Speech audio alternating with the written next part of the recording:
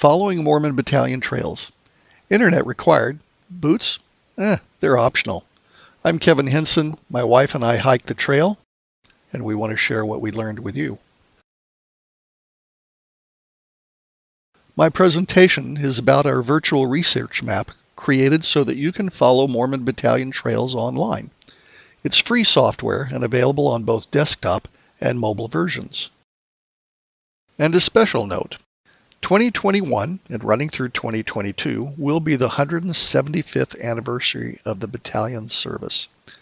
There are some special events being planned, so visit the Mormon Battalion Association website, get the links for the calendar, and come join us online and in person if you can. Now, as I said, we have both desktop and mobile versions of the trail tour. We'll demonstrate them using some examples, and then you can explore the digital trail on your own, depending upon your personal interests, seeing where they went and discovering some of the things that happened along the way. Now, the desktop version is for armchair travelers, historians, people who may not want to drive the route or go into the field. It's also very good for people who are planning to go hiking a part of the trail.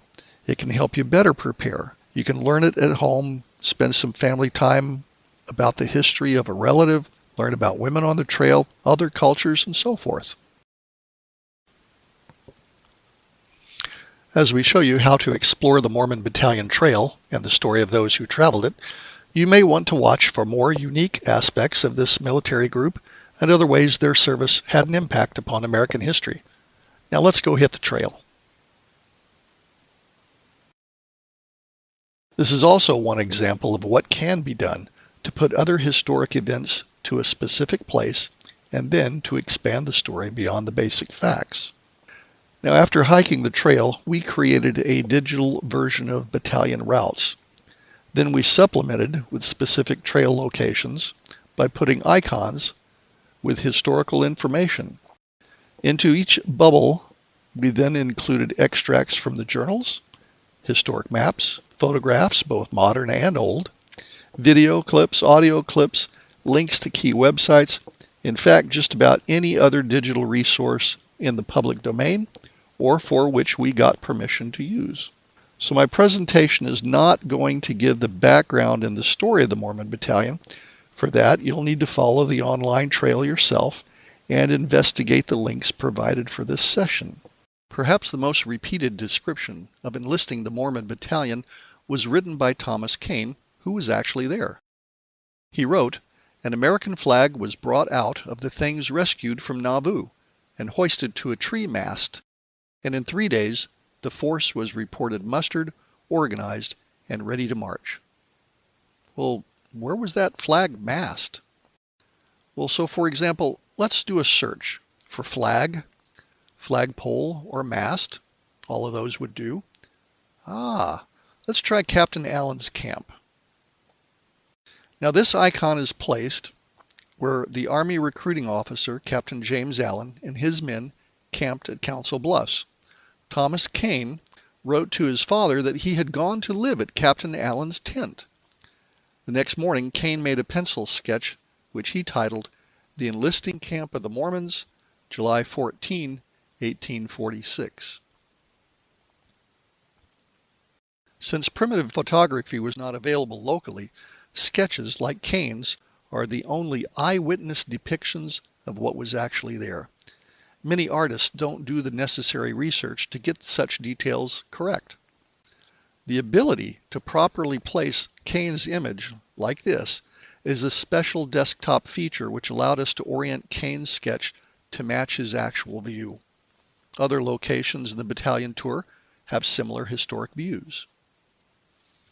Now, 2 of the men wrote that they put up the flagpole, and it was made from 2 trees.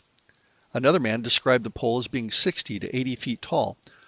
So it wasn't just a flag tacked to the side of a low tree that has been painted by one illustrator. Oh no. If you look closely at Kane's sketch, you can actually see the flagpole and the flag pointing off to the right. And it's on a true flagpole type arrangement. So there it is. That is the true enlisting camp of the Mormon Battalion. At the base of that flagpole, located at the temporary LDS Church headquarters and their temporary post office.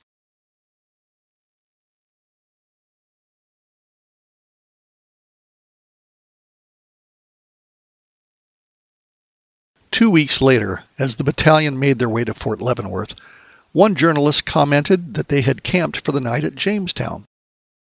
When I started tracing out the trail, I discovered there isn't a Jamestown, Missouri. At least, not now. There had been a small hamlet near St. Joseph, but the only reference wasn't very specific to its exact location. I got online and pulled in a few General Land Office survey maps of the area that were dated 1844. And there it was!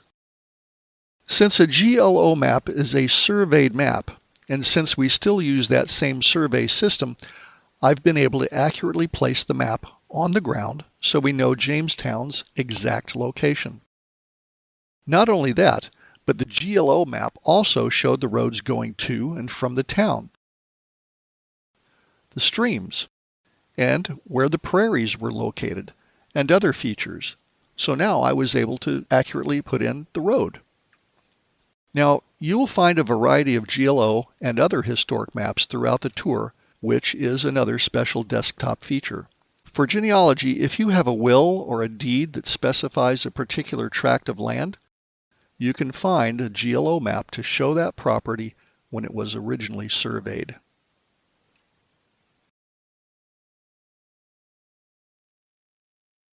Out in New Mexico, and 1 month ahead of Colonel Cook with the Mormon Battalion, was General Kearney with his men. With Kearney was Lieutenant William Emery, a fabulous record keeper. One morning, Emery saw down near the river something that looked like an adobe house, but when he got there, it was only odd rock formation. Still, it was odd enough that Lieutenant Johnston sketched it. The expedition's official artist, John McStanley, also sketched it. But when they got to California, Stanley created a painting of the rock formation, which has the unofficial name of Emery's Butte. And here's Stanley's painting.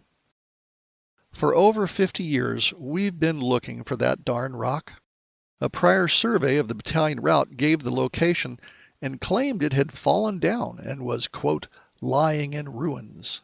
Another researcher, Tom Jonas, and I went there, and we could find no such thing. We compared notes and started looking more closely in other areas. And then, based on a hint from Tom, Ron Kirkpatrick and I went bushwhacking to take another look, and this is what we found. I'm happy to say Emery's Butte is alive and well, still standing tall and proud, but when you compare Stanley's painting and Johnston's sketch, it's clear that the Rio Grande floods have covered at least a third of the Butte's lower section. Those large boulders painted near its base, they're completely covered with sand and silt. And so this is another example of how you can compare then and now from historic documents. Water was so critical all along the trail. The wagon harness mules ran on water, not gasoline. So when the battalion finally arrived at the junction of the Colorado and Gila rivers, you can see on the screen that before them lay this last 90-mile stretch of desert, sand dunes, and failing water wells. It took them 3 days to walk 56 completely dry miles. They were almost completely out of food. They wrote their clothing was in tatters.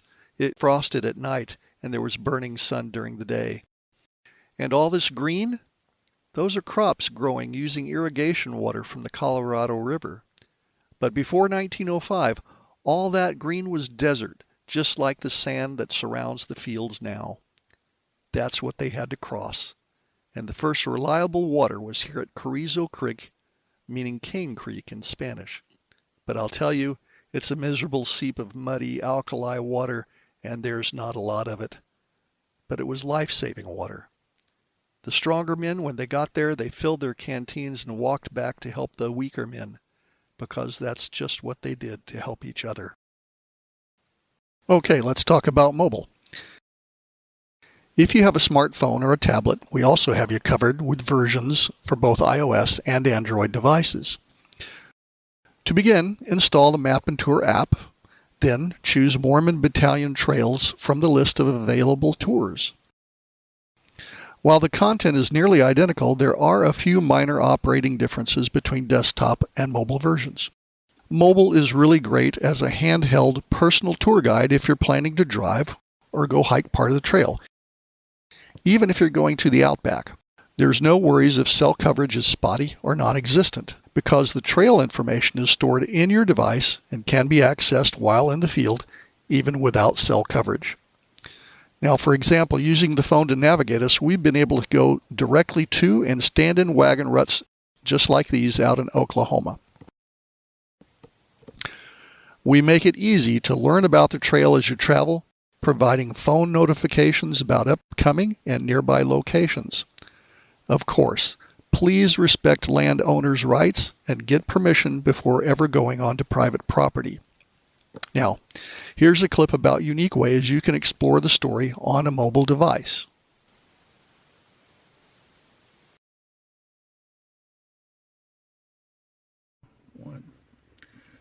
Now, when you get a notification, click on it, and a short audio clip will play telling you a little bit about the place.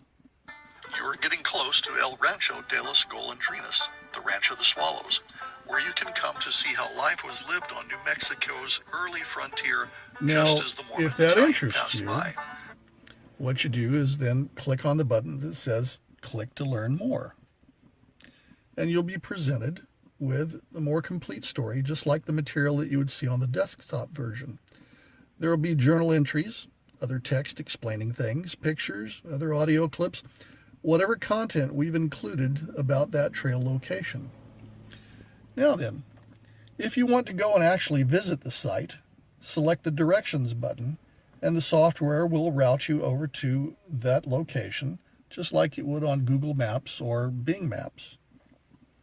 The My Location button will let you see where you are in relation to places along the trail. There you go. There's My Location button. Finally, you can pinch and zoom and see where you are in relation to other locations in your vicinity.